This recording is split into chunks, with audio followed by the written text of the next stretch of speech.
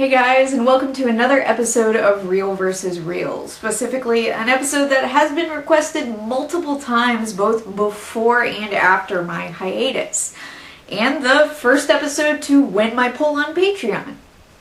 Kind of. I only had 3 patrons at the time, but it still counts. It's been a while since we've talked about these two studios, hasn't it?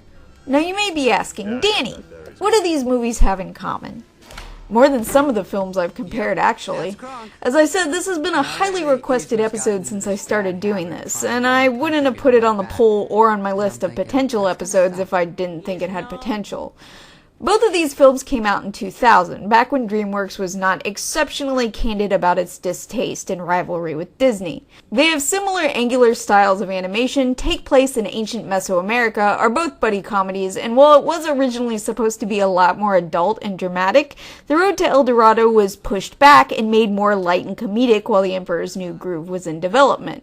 Now I can't confirm that these two things have specific correlation, but we are talking about a company that, again, was not at all subtle about their desire to rip off and or give the middle finger to Disney, especially in the late 90s and early 2000s. So yeah, let's do this.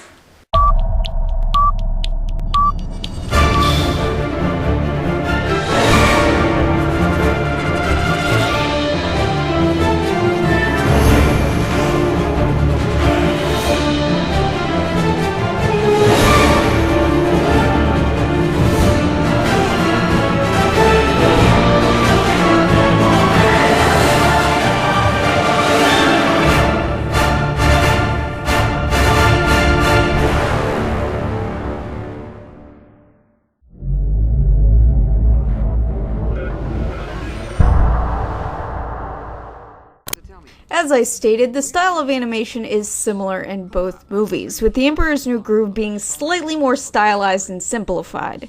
Maybe too simplified. With few exceptions, there's barely any detail in the backgrounds of The Emperor's New Groove. It honestly doesn't feel like cinematic animation half of the time. I mean, I like this kind of animation, don't get me wrong, but there are television shows and movies that make angular, simplistic animation look damn good, with a way smaller budget than Disney. I like the way the characters look, but it would be nice if we saw a little more attention and care paid to the backgrounds. Because of this, I am going to give this one to The Road to El Dorado, which is the clear winner in this category. There are moments where you can tell the animators are straight up showing off, and I mean that in a good way.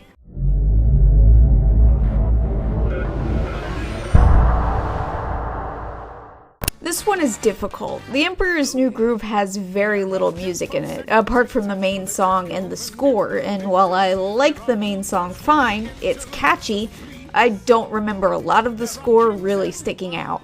The Road to El Dorado is the kind of musical where the characters sing sometimes and then half of the time it's background music, so I'm not even sure you can classify it as a musical. And the one song the characters do sing is my least favorite song in the movie. On the other hand,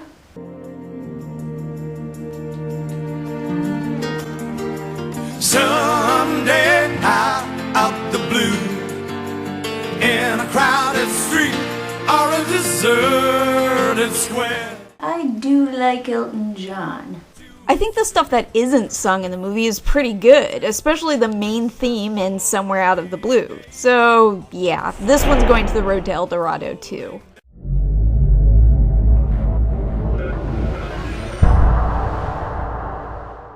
As is tradition, I'm going to change this category once again. It's still going to be worth 3 points, but seeing as both of these movies are buddy comedies, I'm going to put Cusco and Pacha and Tulio and Miguel in one category, even though technically The Emperor's New Groove has one main character and The Road to El Dorado has 2, because it's easier that way.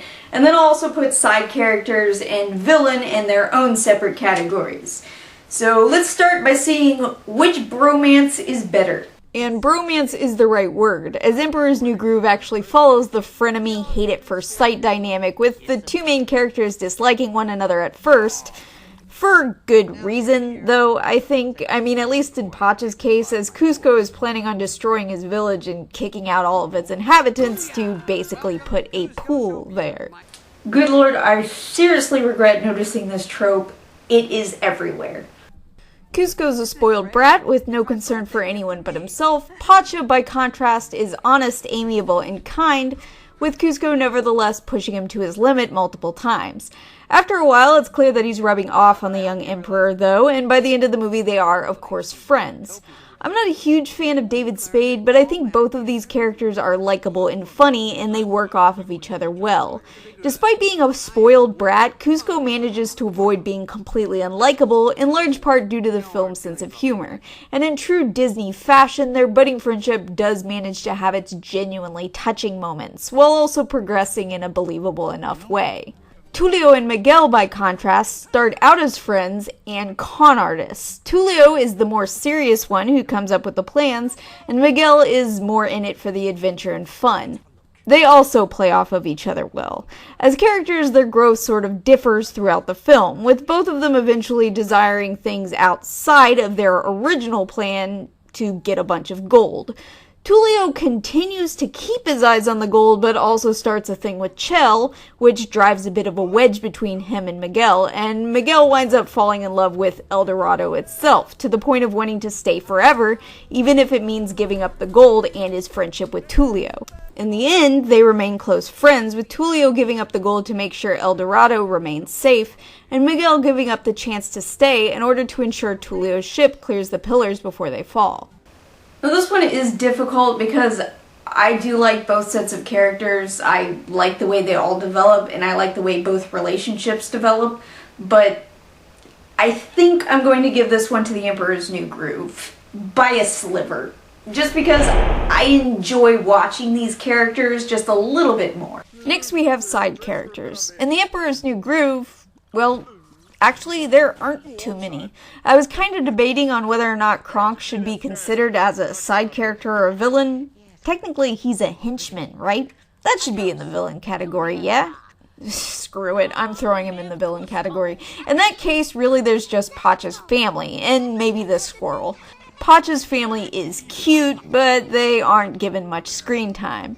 Still, with what they are given, you do get a clear impression of their personalities. Pacha's wife is clearly loving, but also has a fierce side, and his kids get a number of very realistic and funny kid moments, i.e. saying exactly what's on their minds, the desire to show off small accomplishments, and useless bickering. The Road to El Dorado has a couple more characters, including some Disney-style sidekicks like an inexplicably intelligent horse and this armadillo. They're fine. The armadillo is single-handedly responsible for the main characters successfully appearing as gods in more ways than one, but I'm going to go into that more when I talk about the story. Instead, for now, we'll focus on the characters that aren't clearly trying to be Disney sidekicks. The most notable are Chell and Chief Tani. Chell's alright. She runs into the main characters while trying to steal from the city of El Dorado, and winds up making a deal with them in order to get in on their scam. She's smart and mischievous, and very clearly drawn to ooze sex appeal. Apparently the original version of this character was going to be even more scantily clad. Good lord. Granted, the original version of this movie was supposed to be more adult, so yeah, it would almost have to be. I enjoy Chief Tani, who spends most of the movie at odds with the villain, who wants Tulio and Miguel as gods to smite and revel in blood sacrifices. While the chief himself is amiable and obviously cares about his people, he also comes off as perhaps being a little smarter than he lets on. I want to give this one to the Road to El Dorado.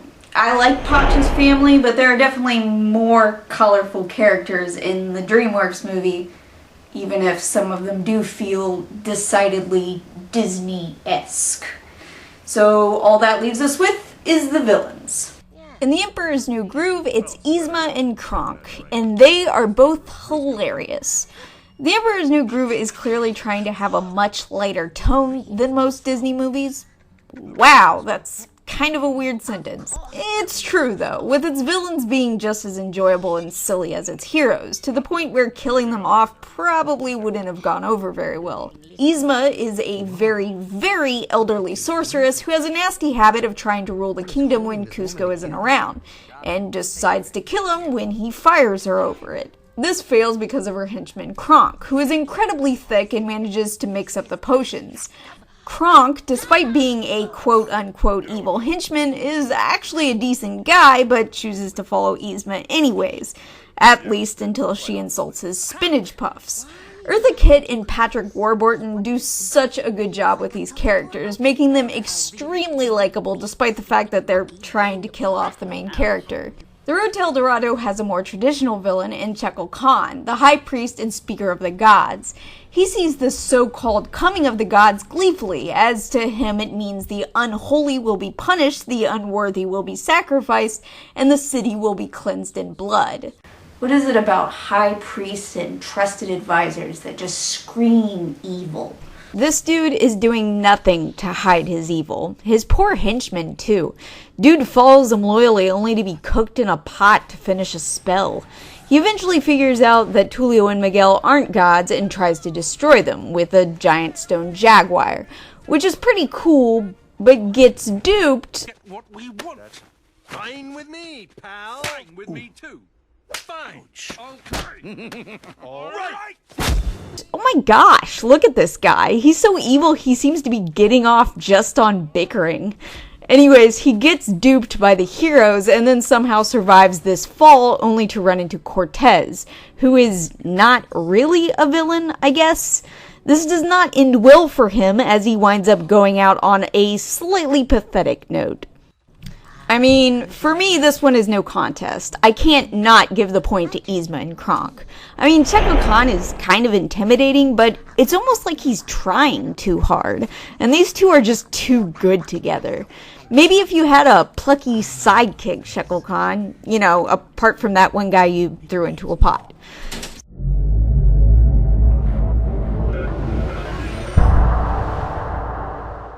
So, here we are with The Road to El Dorado taking a slight lead, but as you all know, story, like characters, is worth 3 points, and is often the deciding factor.